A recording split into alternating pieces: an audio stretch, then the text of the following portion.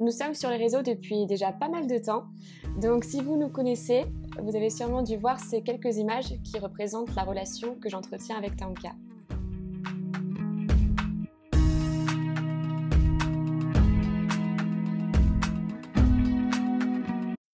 Pause. Et oui, c'était juste pour vous mettre dans le contexte.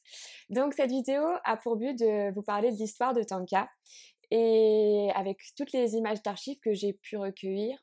Donc on va voir ensemble toutes les erreurs que j'ai pu commettre, toutes les remises en question que j'ai pu avoir surtout, qui m'ont amené aux réflexions que j'ai actuellement et à ma manière de travailler avec les chevaux.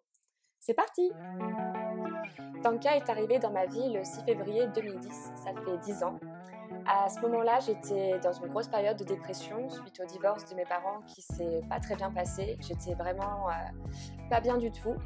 Donc j'avais écrit une lettre à mes grands-parents leur demandant un cheval. À ce moment-là, j'avais 12 ans. Avec mes grands-parents, on avait vu plein d'annonces de super chevaux. J'en voulais un jeune, donc il y avait beaucoup de poulains à vendre. Mais nous sommes allés visiter qu'un seul élevage. Dans cet élevage-là, il y avait à peu près 200 chevaux de toute race, de toute robe. Et j'ai craqué sur 2 chevaux, dont Tanka. Et Tanka était le seul cheval d'ailleurs de tout l'élevage qui ne voulait pas se laisser approcher. Et je l'ai choisi lui parce que je me suis dit dans ma petite tête de gamine de 12 ans que si mon cheval, que si lui, il devait faire confiance à quelqu'un, ce serait moi. J'avais un petit galop froid et pas forcément beaucoup d'expérience avec les chevaux, à part les faire tourner en carrière, en manège et dans différentes disciplines.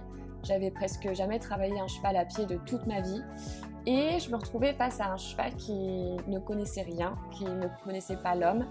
Donc comme on peut le voir sur cette vidéo, c'était je pense le 3e ou 4e jour. Déjà au box, je ne pouvais pas l'attraper, il avait une ficelle au licol pour nous faciliter un peu la tâche. Et donc ce jour-là, je l'avais un peu promené en carrière et il m'a complètement échappé des mains. Avec la longe qui tombait au sol et vu que j'étais jeune et complètement débile, j'ai envie de dire, pour moi c'était chouette de le faire galoper du coup comme ça parce que je considérais qu'un cheval avait besoin de se défouler. Il faut aussi savoir que de base j'avais acheté Tanka pour faire du saut, c'était vraiment ce que j'aimais beaucoup à l'époque. Donc vous allez voir des photos et des vidéos de Tanka avec un mort, avec une muserolle, des protections et tout, alors que je pouvais même pas le toucher en fait. J'ai vraiment fait tout ça dans le mauvais sens. Mais les jours ont passé et Tanka s'est facilement prêté au jeu de l'homme. Il commençait même à montrer de nombreux signes d'affection. Notamment, il commençait à me courir après, entre guillemets, un petit peu partout. J'étais vraiment devenue sa référente pour beaucoup de choses, sans forcément qu'on ait fait beaucoup de travail à pied, vu que de toute façon, je ne connaissais rien. C'était juste lui qui commençait à se dire « Tiens, les humains sont chouettes, au final ». Et donc, on avait passé des petits moments assez innocents et très très cool. J'avais acheté des licols éthologiques parce que de 1, je trouvais ça très joli et que de 2, on était en 2010 et à ce moment-là, c'était vraiment le tout début de l'équitation éthologique en France. Donc c'était aussi l'époque de Skyblog. Je suivais pas mal de personnes qui faisaient des trucs en liberté, qui faisaient des trucs que j'avais jamais vus moi en club. Et j'avais vraiment envie d'essayer ça avec Tanka, donc je regardais les vidéos, j'essayais un petit peu de les reproduire sans forcément voir de tutos, vu qu'aussi c'était pas forcément beaucoup développé. Donc c'était juste à partir de vidéos entre guillemets démonstration et j'essayais de reproduire ça avec Tanka.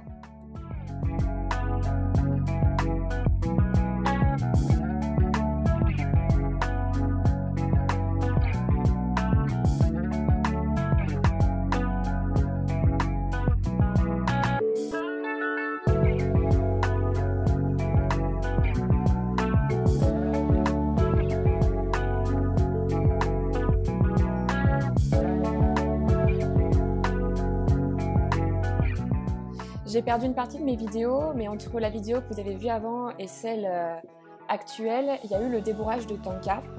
Donc vu que j'étais très très jeune et que Tanka ça restait quand même très compliqué pour moi, j'avais fait appel à un professionnel qui débourre des chevaux de selle justement pour faire du saut d'obstacle.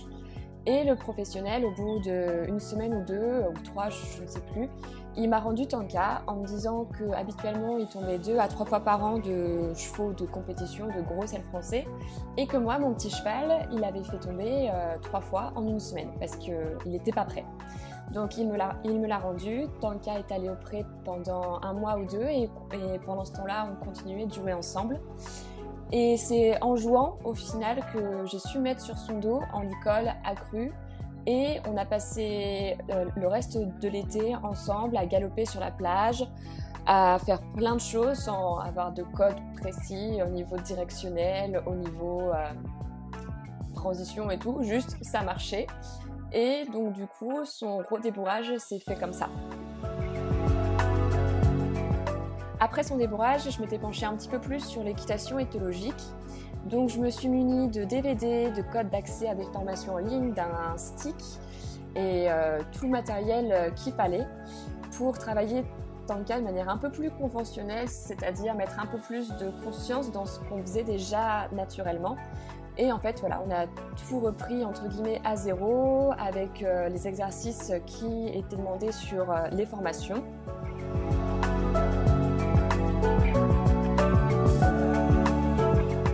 Les formations en ligne et les DVD étaient donc les seuls moyens que j'avais à ma disposition pour apprendre. Moi, je ne savais rien, Tanka ne savait rien.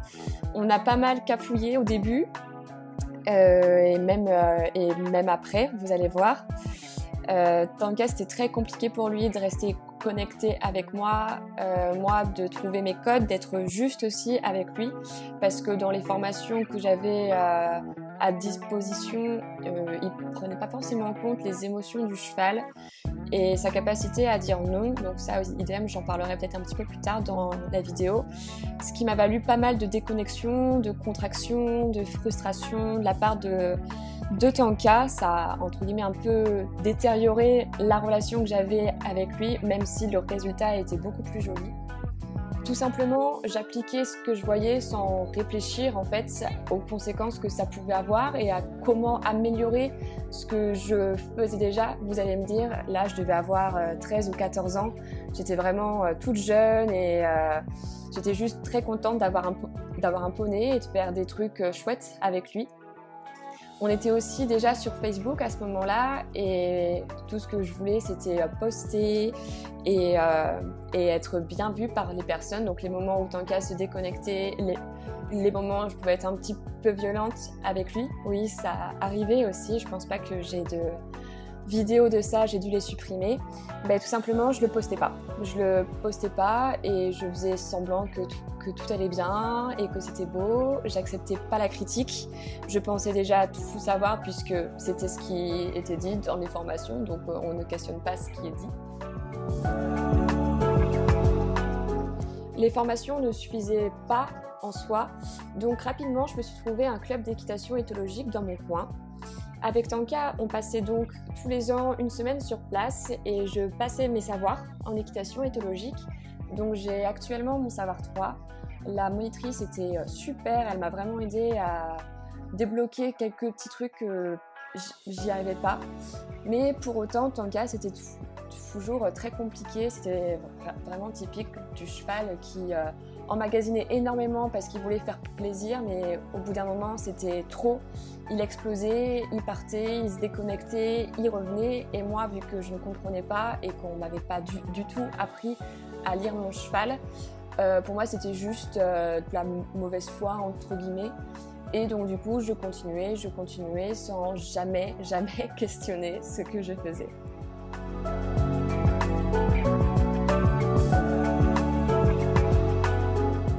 Je pense que ça s'entend un peu, mais cette vidéo YouTube n'a pas pour but de faire de tutos sur ce qui est bien et ce qui n'est pas bien à faire. Pourtant, il faut que vous sachiez que j'ai extrêmement honte quand je vois ces vidéos de tout ce que j'ai pu faire avec Tanka, notamment là avec la bâche, où on m'avait tout simplement appris que la bonne réponse était le cheval ne bouge pas. Donc peu importe s'il est stressé, si c'est trop dur pour lui, on continue et le but c'est qu'il s'arrête.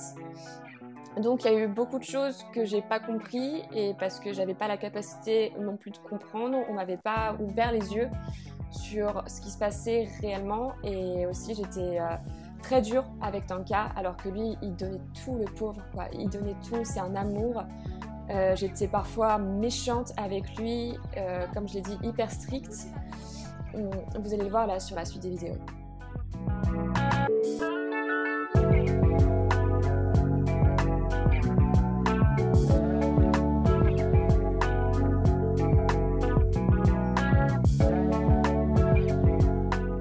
Sur les réseaux sociaux, on m'avait souvent dit que Tanka était trop gentil avec moi, qu'il acceptait beaucoup trop de choses par rapport à tout ce que je pouvais faire. Et c'est totalement vrai. Là, comme on peut le voir, on avait quand même réussi à atteindre un super niveau, que ce soit à pied, que ce soit monté, que ce soit en liberté, avec une cordelette, sans cordelette. Il avait tout accepté, il avait tout encaissé. Moi, quand même, entre-temps, je m'étais un peu remise en question. Pas au point où j'en suis actuellement, mais ça a fait quand même pas mal avancer les choses.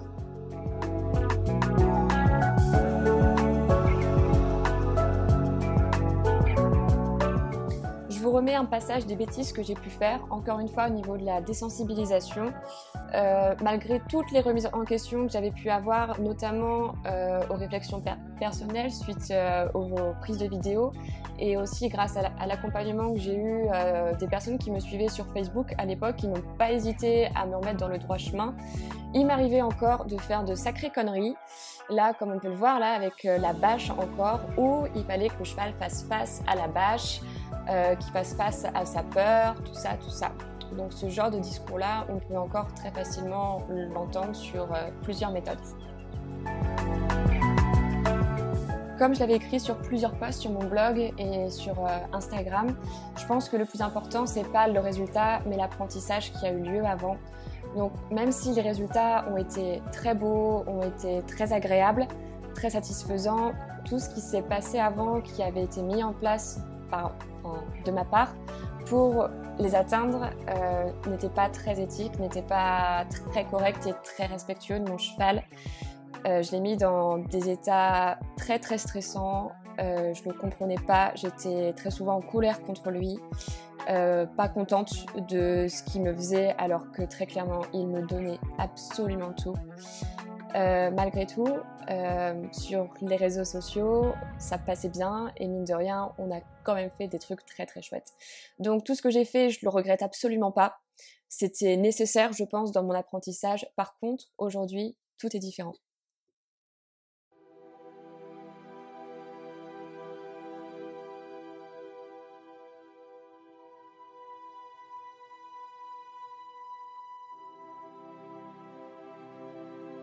Aujourd'hui, Tanka et moi avons complètement changé. Tanka vit dorénavant dans 80 hectares de forêt, dans la région bordelaise. Avant, je ne pouvais le voir qu'un week-end sur deux, c'est-à-dire qu'en presque 10 ans, on ne s'est vu qu'un an au total, 365 jours. Là, maintenant, je peux le voir presque tous les jours.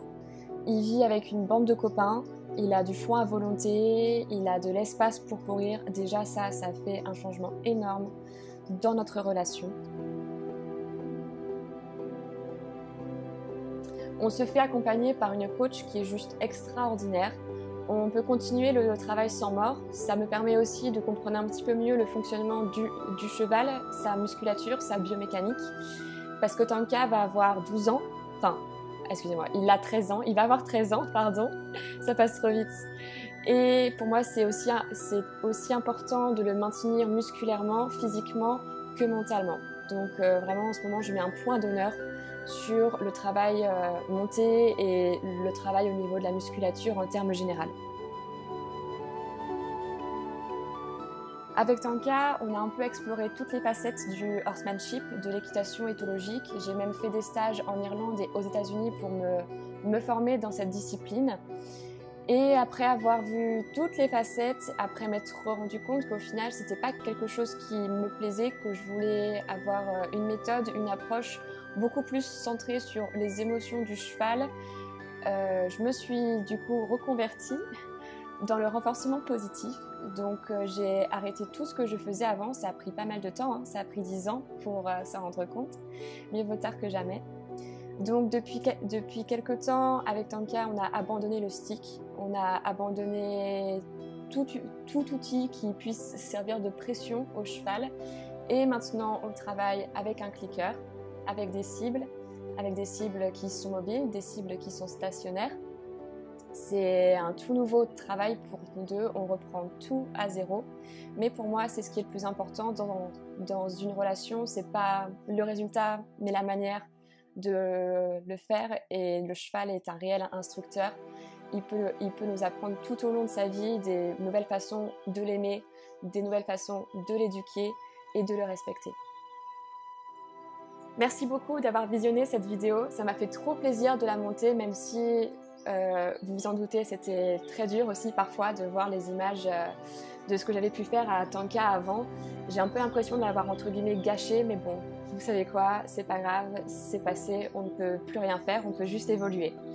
Donc merci encore et j'espère aussi que ça vous a permis de mieux comprendre ma démarche actuelle.